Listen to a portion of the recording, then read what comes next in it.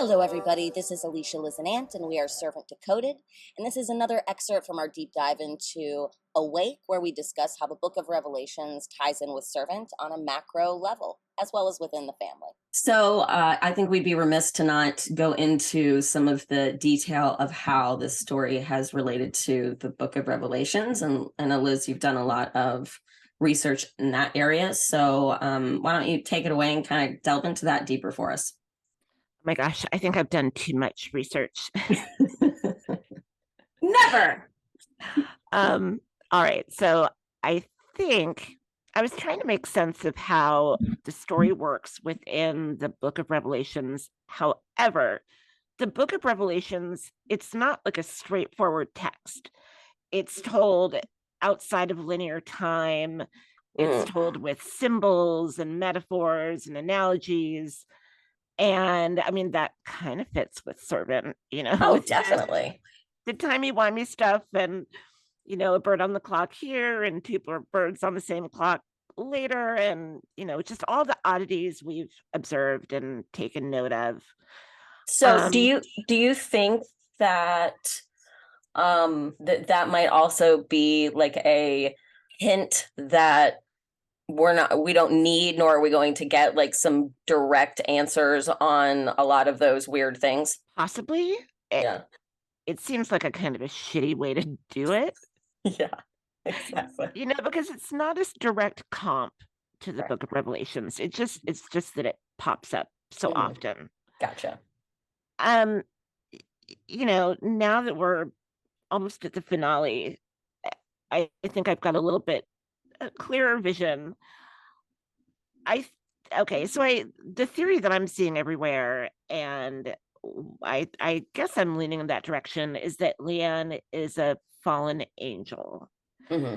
I believe that we're all kind of believing now, I don't know after myth, but that the CLSers, the Church of Lesser Saints, I guess the idea is that they're angels that are people who have died and been resurrected and are now more godly. Mm-hmm. And maybe have some powers. Who knows? Right. I mean, I want to say yes based on Josephine, but I wonder if it's kind of a hierarchical setup where there's some people that have more power and they're in charge. Mm-hmm. I don't know. Anyway. Yeah. That was a little fuzzy to me too. Yeah. Mm-hmm. We know that Leanne has powers. Right. And we know that she used to belong to the Church of Lesser Saints. Right. And then she strayed off the path. And that's somehow a danger to the cult. Mm-hmm. And we saw that in the video. If someone strays, you reunify them. Otherwise, devil's going to come or bad stuff's going to happen. Anyway, so Leanne, the definition of a fallen angel, one who rebelled against God and his perfect plan and was cast out of heaven, which seems to fit Leanne. Right. Yeah. So, and George talked to her, I guess, about his bigger plan or his perfect plan in the tunnel too. Right. And I loved hearing that because it ties all this stuff up pretty neatly, or it's at least more evidence that we're talking within a biblical theme or idea. I'm understanding better now, I think, when M. Night would talk in interviews about the show, that it's, he's telling this biblical story, but within the framework of this small family. Exactly. Yeah. Dealing with trauma. So if you look at it that way, the Turners have the death of Jericho and the trauma that goes along with that. Along comes this mysterious nanny who can seemingly fix everything, right? I brought Jericho back for you. You've got your baby back. And then later, you're famous. You can tolerate your addictions. You could have this job if you want it, Dorothy, getting rid of Isabel.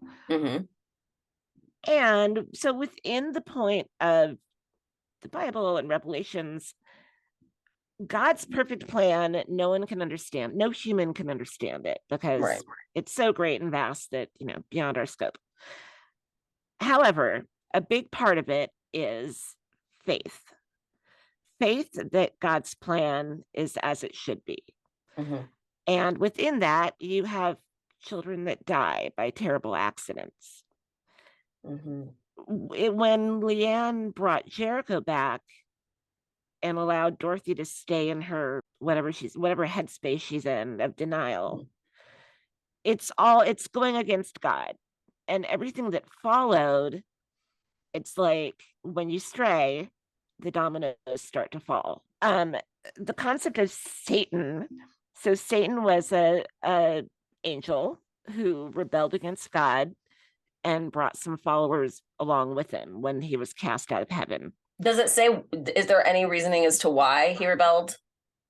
Just tired of serving God, Okay. Yeah. filled with envy and rage, is what the Bible says. Mm. So he incites rebellion against God Wow. and brings a bunch of angels with him to join the rebellion. That's a pretty direct comp to Leanne and her followers. Right. Yeah. Well, and that's how I'm looking at it, that the CLS cult or the OG cult, the cult proper, they are the ones that are still following God's plan and trying to bring it to others in the world, spreading the word. And maybe that's through act, but they seem to have a purpose that appears to be for good. Leanne strayed and indulged in food and sex and power and hurting people and it feeling good. Remember when she would only eat tomato soup? Right. And she would dress in her kind of dowdy schoolmarm clothing. She didn't listen to music. She didn't dance. She didn't read. Like when she was asked what she likes to read, she said magazines. That's right. Yeah. Yes. So, we could have taken that as small town girl or, someone living a kind of pious life. The biblical stuff, it's analogy or metaphor or however you want to, the best word for that. What would that be, Alicia? I don't know, religious allegory, maybe? There you go. So Yeah. religious allegory. The more Leanne, the stronger Leanne gets, the worse things seem to get around her and the worse she seems to become Right. as a person, morally, spiritually. So yeah, I liked the comp of the worthless youths as the angels that followed Satan against God, because Leanne was like, I'm done with you, cult. And she's teaching the worthless youths who also left the cult, it doesn't have to be like that. What did she say in Boo? Sometimes sinning can be fun. Also, can I interject there? Yeah, please. It made me think of when you said that, that perhaps too, she felt like she didn't like that there was this nebulous bigger plan. Right. And felt like we can use our powers or we can use our personal power to advance and better ourselves as individuals, which is inherently selfish. And kind of, I think, then fits into that, even further. That's a really neat point. I like that. Because you think about what Leanne's been teaching them, and a lot of it's been about individuality. Yeah, and how to get what you want. Exactly. With the journal, Right. here I'm passing out pages of paper. You draw what you want, you kind of get what you want, or you get your answer. Yeah. Yeah. It's the idea of free will. Angels have free will, technically, per the Bible, but they're above humans who are inherently sinful or drawn to sin. Angels have free will, but they're so holy that they tend to not get corrupted. Satan and his followers became corrupted by misusing their free will and indulging in vices. The Bible says that the way that Satan tempts people is he lures and entices by their own devices, which made me think about what's been happening with Sean and Julian and Dorothy, that Leanne's been giving them what they wanted. Right. And then watching them kind of go bad, watching everything go bad. Yeah. And going like, I'm giving you, she's genuinely confused. I'm giving you everything that you want. Why are you still not happy? Because in her mind, like those things should equal happiness for them. That should be enough. Right. Yeah. What more do people need? Why do you insist on being miserable? Yeah. And so, yeah, so it's the idea of God's perfect plan, the importance of faith, and the importance of adhering to the path. Little tidbits here. One of Leanne's biggest sins, worshiping false idols, making Dorothy her religion. Even, well, and the mannequin too. And the mannequin. Yeah. Because she talks to it and she's always like kneeling before it. Yep. She's like a mother figure. Yeah. Mother is the new religion. Yeah. Yes. Ooh, yes. But it's Love also, do what you want is the new religion. Right. There's, this important part in the Bible when Jesus says to his followers, like, go forth, my disciples, and spread my word. And there's another quote. Oh, that makes so much more sense. It's now. like a perversion of Jesus, what Leanne says. Go out in the world. Yes. Ooh, be my Liz, voice in the world. That's awesome. Yeah. So pulling from these little things, trying to make sense of it. And it seems like, M. Night is telling this story within the Turner family, because who would be more open to the corruptive element of someone like Leanne? Parents who lost a child horrifically. Right. And ones that don't have God in their life too. Exactly. From the get-go. Right. There's no God in this house. Yeah. When did you let God in here? Yeah. And then they're more easily manipulated. Exactly. Yeah. And then M. Night is showing us how that is inherently untenable. Right. Things fall apart. That kind of really just feels like things clicking into place, though, as you've described it. I think so. I think so. There was one little bit that I wrote. And of course, we talked earlier about Wizard of Oz too, and even that in the end is about faith and believing something that you can't see. Yes, faith and family love, like love that's genuine, not false. And especially the bit about the wizard, do not worship false idols, because they tend to be full of shit anyway. Yes. I noted, since Revelations is all about redemption, asking for forgiveness, I was thinking about Dorothy. Dorothy was never able to forgive herself or allow others to forgive her, because she got sidelined by Leanne. Well, first by Frank and Sean and Julian and Natalie and Scary Jerry. But I believe she was kept in that state far longer than she would have been if Leanne hadn't been around. Yeah. So wonderful. If we're going to look at a real apocalyptic event occurring because this one family fucked with the wrong fallen angel, the idea is that God returns to Earth. The way I see it, as I keep saying, I think that Dorothy's going to have to choose Jericho being gone and either going with him or staying and dealing with the fallout. Right. To have a proper ending. But we'll see. We'll see what happens. Yeah, for sure. I agree. It'll be interesting. Oh, one more thing. Yeah.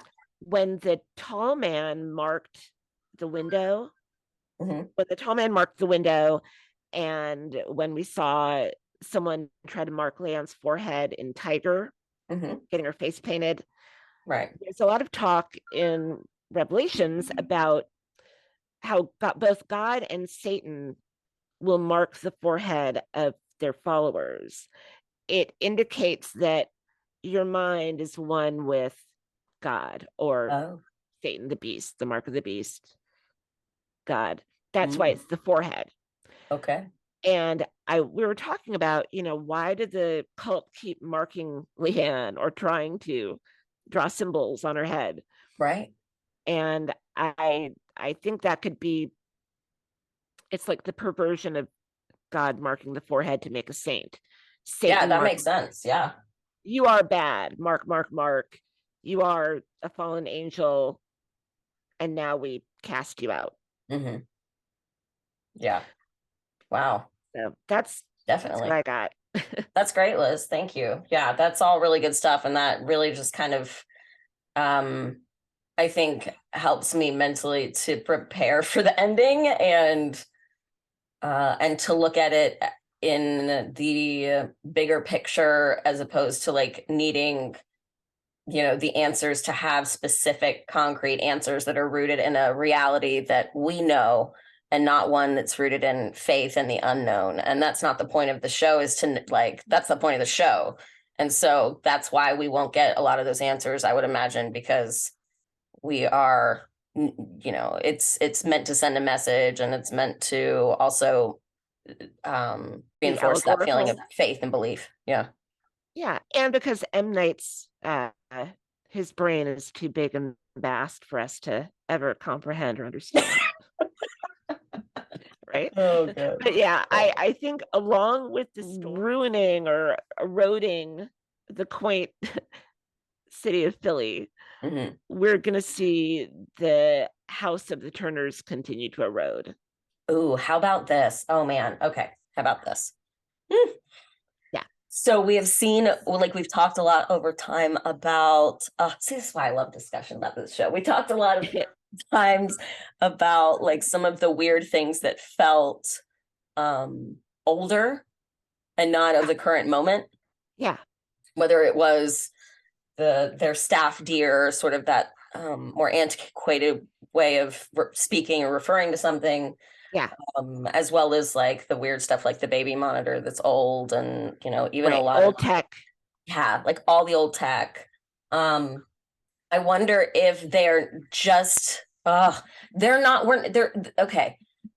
Ooh, the time stuff is not accurate or specific because they're living beyond time. So perhaps that, like, perhaps we won't even know necessarily whether we have subverted apocalypse or not, because as a race, as humans on this earth, we don't know that yet. And the erosion, like if you have faith and all that and believe in all that, the erosion occurs over the time of humans walking the earth, which is a very, very slow process. Like we're here for, this finite amount of time personally living, but you could argue that the apocalypse is happening gradually more and more, and so things were eroding more and more and more. So maybe everything that's happening with that home, in that home, is also more of a reflection of, like, eventually these are the things, these are the sins, these are the ways in which we are bringing on the end of our society, or the end of our Oh my God. humanity as we know it, and sort of like a bigger picture of that, and not just like this actual specific event means apocalypse or no apocalypse. It's just saying like we are in it and living it, and things are just going to continue to head that way if, by and large, people don't change things. If we don't get better. Right. Wow. Oh, okay. Mm. Yeah. Like living outside of time and space almost. Yeah, And exactly. kind of Yeah. touching God, but not really. And like perhaps Dorothy and Sean didn't live in current times. Wow. You know, perhaps they all died some time ago. We may not even know whether or not that's true or not. We probably won't, but perhaps they did die some time ago, you know, and it doesn't matter what time frame it's in, because things happen. And even like if you look at, and perhaps this is why he wanted to make this show at this time, because we've been in such conflict and upheaval, at least, you know, in the last decade, in a way that it doesn't feel like we've been in that space in a while. You know, people say all the time, it feels like things are getting worse, or things are, you know, things aren't getting better, you know, things are devolving. And so, yeah, this story is really about the greater picture of what's happening in our society. And so it goes beyond like the reality of the moment. And they're using that family and this story as a way to comment on what is happening in our society at large. Wow. Alicia, you just came up with this? Yes, like you said it, and then I just like, I thought, well, yeah, then maybe it doesn't even matter the time. Like there's no, yeah, I did. That's crazy. But based on what you said. Mind blown. Right. I'm like, oh shit. You know, in Revelations, it's the end of the world. God comes back to earth to rule over it. Sinners are sent away to some terrible fate. Faithful servants are rewarded with no more tears or pain, only God's love. And it's like the return of Eden to earth. Wow. Yeah. Because I guess I was wondering as you were explaining well, I was thinking like, okay, if we're talking about apocalypse, then what are we going to get at the end? Are we going to get like, would M. Night really, this is where my thought process went.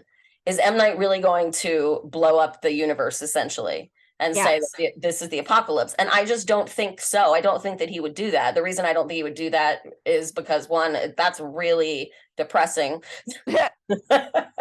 Probably and it's too. also very definite and finite, and we just don't know if that's what's going on. So I think it's really more of like an observation and a question. So I don't think that he would do that. But he also said that there's not going to be a happy ending either.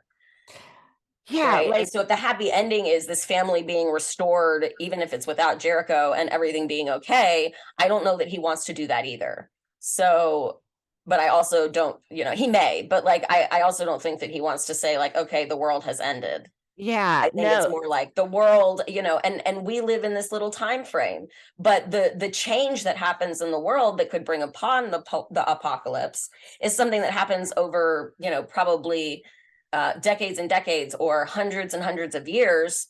It began the moment the first sin occurred. Right. Like humans keep making the same mistakes over and over and over again. Right. Right. Like that. Like I keep thinking about Dorothy's miscarriages. Yes. You know, yes. You keep repeating. Oh my God, Liz. Yes. Hoping that you'll get it right eventually. Ooh. Yeah. Yes. Damn. And I think maybe we just answered the questions of the show. Or we just broke my mind. Oh my gosh. Having faith I wonder what other people think. I'm very curious because like wow. I feel like I get it. I get it now. I feel like I get it now. The time loops, the repetition, yeah. Okay. Yeah. All right. Sweet. Well, okay. People can call and thank us when the finale is over. Yes. We'll be taking interviews with M. Night if he's interested. Yeah. Or we can talk with him about this and make sure that we're right. Because we like to be right. Yeah.